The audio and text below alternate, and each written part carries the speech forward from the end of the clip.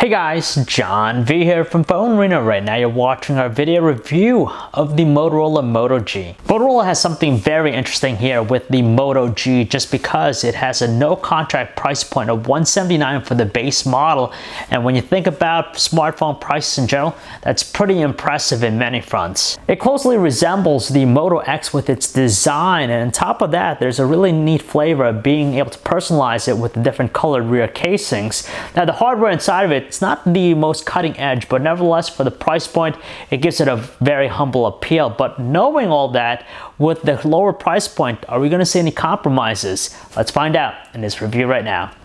Well, this certainly isn't a surprise, seeing that the Moto G takes a lot of design elements that we saw already with the Moto X, and honestly, when we look at them from afar, they're almost identical to one another. So here we have the Moto G and the Moto X, and from the front and even to the extent in the back, it's almost hard to tell them apart just because they're very similar in terms of their dimensions, though we do notice that the Moto G is just a tad thicker than the Moto X. And just like the Moto X, the Moto G has a very form-fitting figure. It's very nice in the hand, that perfect size, not too large, not too small, and seeing that it has a curved rear casing, it really contours our hand as we hold it, so it's very comfortable to hold. Its body is constructed out of the same polycarbonate plastic casing as the Moto X. Now with our particular unit, it's actually finished with a soft touch matte coating, so it gives it a very clean look at all times.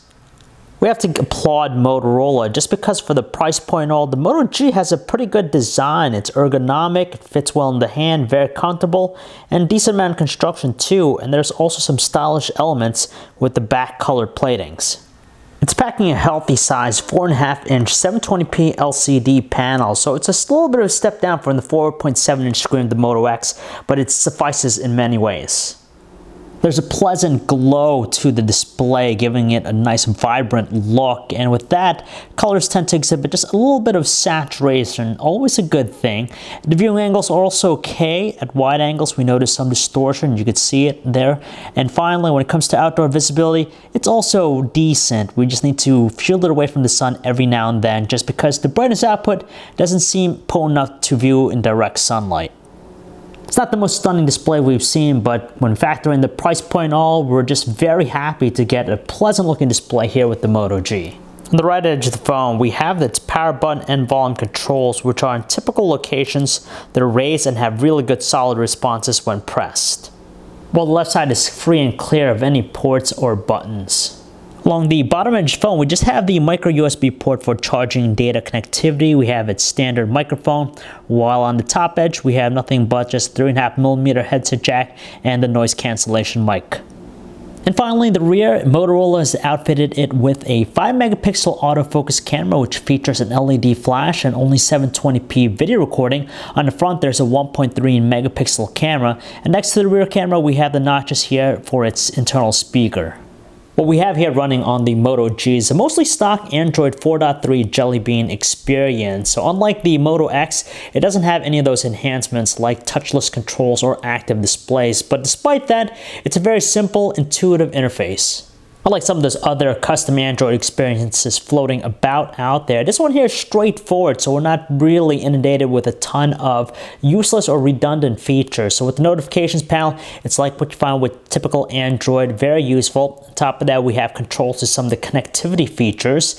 The app panel is laid out in your traditional grid-like view, and it's separated from the apps and widgets options there.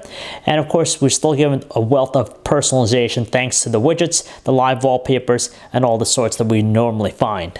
Being a Motorola device, it features Motorola Assist, which we also find with the Moto X. Now with this particular feature, it essentially allows the phone to do some basic tasks for us. For example, depending on the time, it automatically will quiet our phone during the night or when we're at a meeting. Under the hood, it's powered by a dual-core 1.2 GHz Qualcomm Snapdragon 400 processor coupled with 1 GB RAM and the Adreno 330 GPU. Now, for basic things, it gets the job done, suffices, but it shows its strain in certain parts. Like here in the home screen, when we have live wallpaper, every now and then, if there's a lot of widgets on screen, we notice some slowdown. For more processor-intensive stuff, it's not quite as snappy as some higher-end devices on the market. And with that, we do notice just some choppiness every now and then with its operation. There are really few problems when it comes to typing up messages with its on-screen keyboard. We're presented with the stock Android one, so that means we have access to numbers from the top row. The layout itself is spacious, but every now and then its response is sometimes delayed. In order to reach its affordable cost, the Moto G lacks 4G Lte connectivity, so with 3G speeds, it is a little bit tedious when it comes to loading up complex web pages, but once they're loaded up, the performance is not that bad just because we're treated to some very smooth navigational controls, but page rendering is still a little bit slow at times. For those productivity-conscious folks out there, they'll be happy to know that the handset's preloaded with a quick office application. It works in conjunction with Google Drive to give us access to creating things like a Word document, spreadsheet, or even a PowerPoint presentation.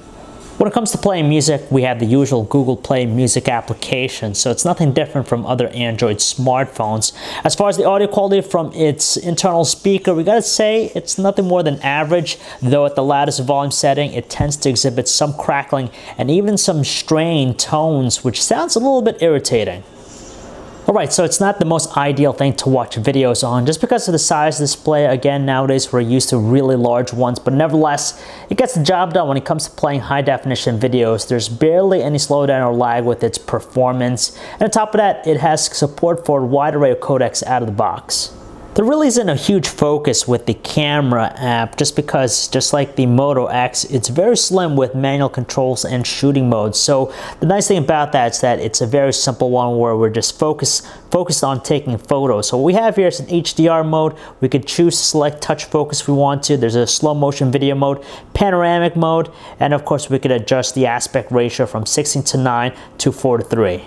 Taking into consideration its affordable cost, we really can't be too critical about the quality from its 5 megapixel autofocus camera. It's not the best, nor is it the worst, so we could say it's okay as long as you're taking shots outdoors where there's plenty of lighting. Now, most people would be content in taking the snapshots and converting them to 4:6 printouts, but if you try to blow up the shots, that's when you'll realize that the details are kind of lacking in this area.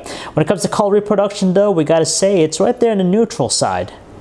Under lower lighting situations, its shots tend to be underexposed, giving it a very dim look, and the details of course take a dip, very soft in tone. It's also prone to blurring if you're not holding the device steady. And finally, there is some evidence of noise. We're only given 720p video recording with the Moto G, so nothing really too enticing about that. Now the details are very flat, so it gives it a very subdued look. On top of that, the exposure tends to be a little bit finicky at times, and there is some noticeable artifacting elements that pop up as we're panning. The nice thing about it is that its continuous autofocus feature locks on very quickly, and it captures some clear audio. So it captures videos very smoothly when lighting is ample, but under lower lighting conditions, that's not the case. Usually it records at 30 frames per second, but that drops down to a very choppy 14 frames per second, and it's very noticeable. And that's the biggest thing that really detracts us from its quality. At the same time, there is a lot of noise and also some very soft looking details, again, not helping out the overall quality of this video. Generally speaking, we're able to carry out conversations on the Moto G with very few irritations, but it's not without its own set of flaws. For starters, the earpiece itself exhibits some noise, even when no one is speaking, and voices tend to sound a little bit hollow. When switched to the speakerphone, it emits a very noticeable crackling tone with voices, but luckily our callers didn't have any complaints on their end, as they're greeted with mostly clear voices. Battery life is actually good considering the fact that the handset's only packing along a 2070 mAh battery. Pretty small figure, of course, in this day and age, and the fact that it only features 3G connectivity, not 4G Lte connectivity. So with that, a full charge gets us close to 17 hours of normal usage. Motorola has something very intriguing with the Moto G. It represents something different just because in the past, we're always accustomed to getting handsets with 2-year contracts, but the Moto G really aims to buck that trend just because you're getting it at an outright price point of $180, and we see a lot of value in that considering its spec sheet, its performance, and the kind of simplified Android experience we get out of the box. It might not appeal to those power users or those hardcore Android fans because of course course, we know the Nexus 5 really brings that out, but the Moto G has a broader target. It's actually able to entice a wider range of people, those who are looking for something easy, inexpensive, and most importantly, getting the job done. So if you're shopping for someone who's looking for a phone that just works, the Moto G is going to be that option for you. At the same time, it's cheap and inexpensive, and when we think about cheap and inexpensive phones, they tend to be rather disappointing. But that's not the case here, just because there's a lot of cool elements in play with the Moto G that really makes it a standout amongst all basic phones out there. So if you guys want to learn more about the Motorola Moto G, you could check out our website, PhoneArena.com. It's John V. Thanks for watching.